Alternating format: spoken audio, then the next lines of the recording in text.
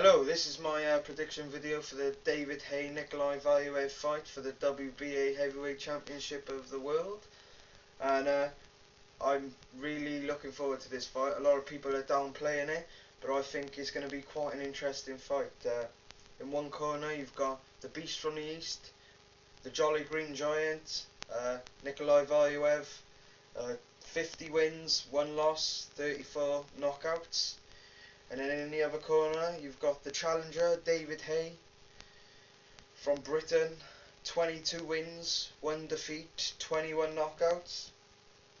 And as I said, I'm really looking forward to this fight because it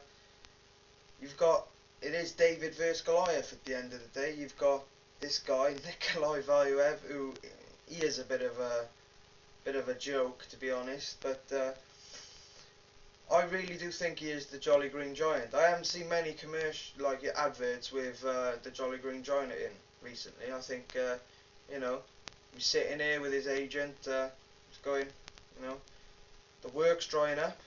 What are we gonna do? What are we gonna do? And he said, what have you got planned? He said, I know you're gonna knock this idea, but just hear me out. Just hear me out. Boxing.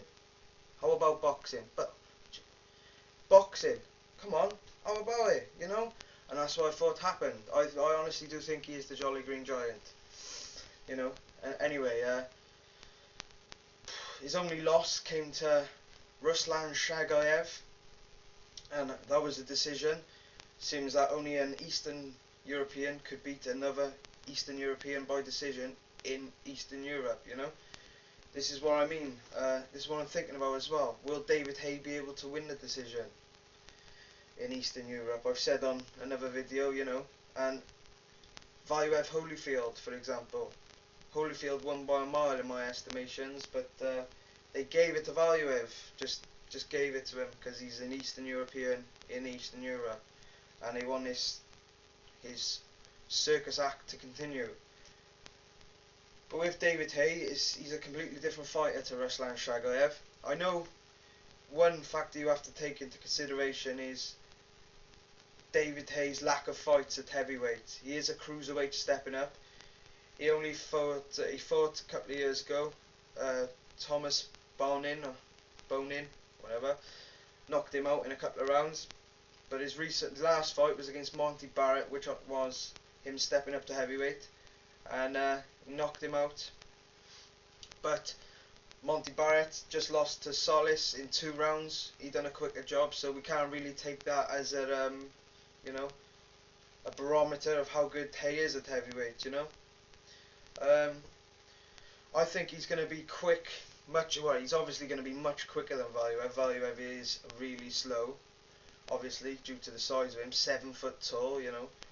But Haye has got all the disadvantages in this fight. He's got a height disadvantage by like a foot, reach disadvantage by, I think it's like 10-11 inches or whatever, and he's given up like 90 pounds in weight. He shouldn't even be on the same continent as this guy, no alone in the same ring. But obviously I think Haye's speed will tell in this fight, and David Haye has got power, and we will see in this fight whether he has got real power at heavyweight. Because Valuev, he's never been on the floor, never even been on the floor in his whole career, and David Haye's going on about knocking him out. So and if he did do that, I think that would be a real statement to the heavyweight division, and then he, building up the Klitschko fight a bit more. But this is the way I see the fight going. I see Haye winning a unanimous decision. And I know about the Eastern European decisions, but I think in this fight he is going to beat him so convincingly that they will have to give the decision to him. Like with the Holyfield fight, Holyfield won really as active as he should have been, really, because he was old, 47 years old or whatever he was. But I think Haye's going to be active throughout, landing quite a few big shots. I don't know whether he's going to knock him down or knock him out, no, because this guy is huge, and I think he can take one hell of a shot, and I can't see Haye knocking him out, but I can see him winning a unanimous decision. They're going to have to give it to him, I think, because his speed will tell in this fight. Anyway, that was my prediction for the Haye Valuev fight. Thank you very much.